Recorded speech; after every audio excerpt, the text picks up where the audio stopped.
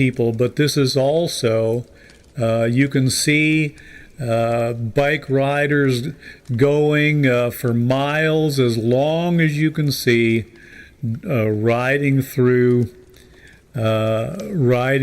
Iowa. And so I have a lot of good memories of riding on Ragbri. Now, this ride is prearranged. There is an organization, a couple of people from the Des Moines Register and Tribune, at least it was, it may have changed now, that would head this up. They would figure out a route.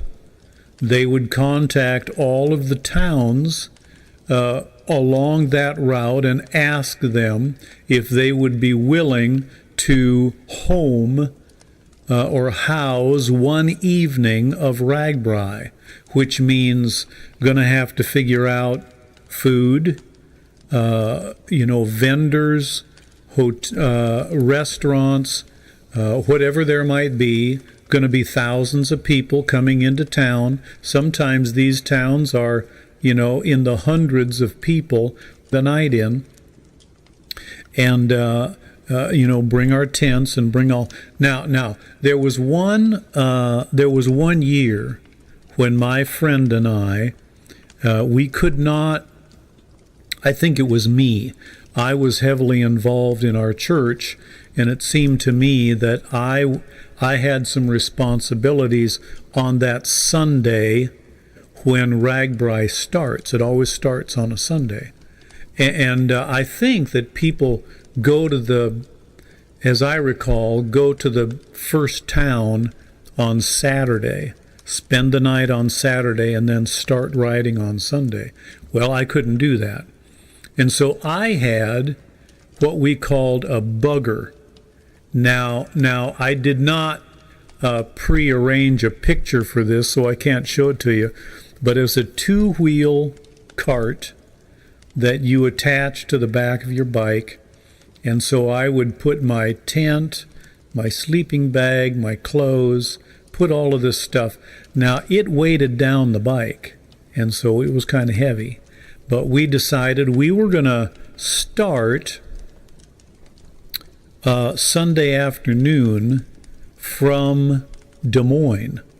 And then we were going to ride, just the two of us, for 2 days to catch up to Ragbri, and then ride for 5 days, ride for 3 days with Ragbri, and then 2 days back home, see.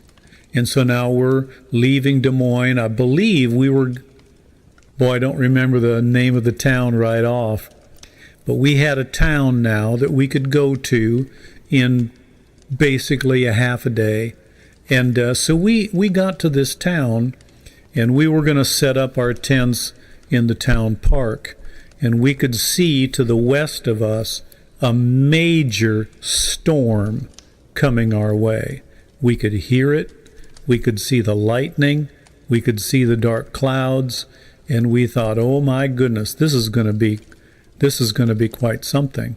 And so I knew one of the pastors in the town.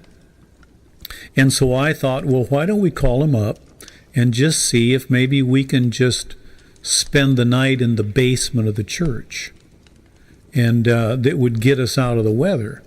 So I called him up, and oh no, he said, that's just a musty, old, damp basement. He didn't want us to spend any time down there. But he said, I'll tell you what, he said, I am having a family reunion at our house.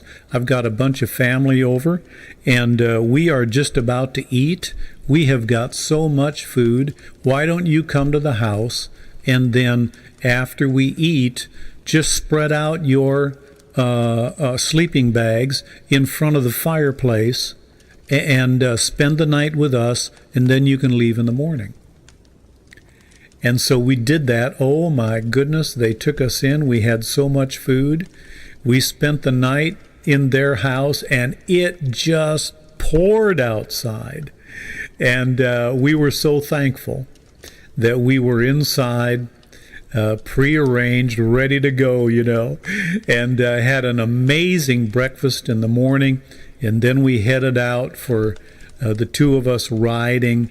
And then that evening, then we met up with Ragbri, and oh my goodness, they were coming into town, and they were spreading out their tents and their sleeping bags. They were in that storm. Everything was soaked, and they're trying to dry out, All of our stuff was dry. We hooked up with the Des Moines Bike Club, and I was able to put my bugger inside their truck.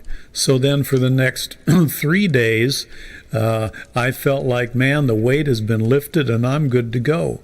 Now, see, going into these towns, when all of this has been prearranged, everything you need, not to say that it's easy, and anybody that says that Iowa is flat has not gone across Iowa on a bicycle. And so, it's warm. In the summertime, it can be warm and humid. And but along the way, there was all the food that you needed, all of the water that you needed. Everything was prearranged. I remember one time deciding to go off of the route and see what it was like just a mile away. Instead of being on that prearranged road, just go north or south a mile and then find that county road that's parallel with the road that has been predetermined. And so I did that once. Oh my goodness. I met up with farm dogs, with gravel roads, places that had not been planned ahead of time for bikers, and it was rough. I'm telling you, I was so glad to get back on that predetermined route where everything was planned ahead of time. All of my needs were met on that Ragbri route. And going into town, I'm telling you, I had my first Indian taco on Ragbri. And there are Indian nations in Iowa. And this taco was made fresh outdoors on an open fire. And I was exhausted. I was ready for some food.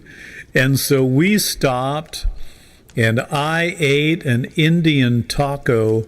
And I'm telling you, it refreshed me. The break, the food, everything that I needed.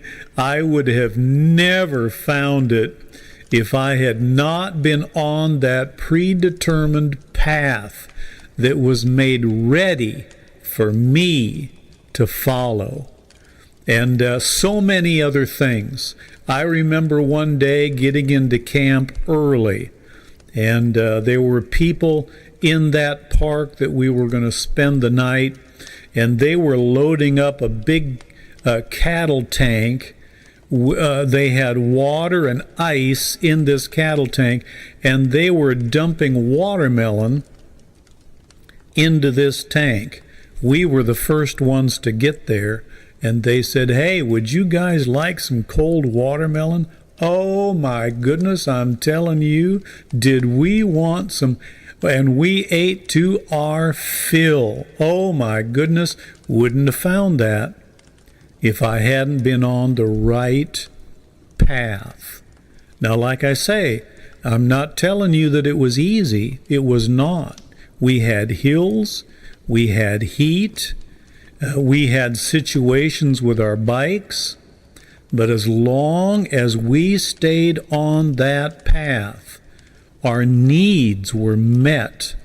Now, even showers, let me tell you, there was one town, they had taken a water line straight from a fire hydrant, and they ran this water line into a tennis court. Now, you know, tennis courts have real high chain link fences around the outside.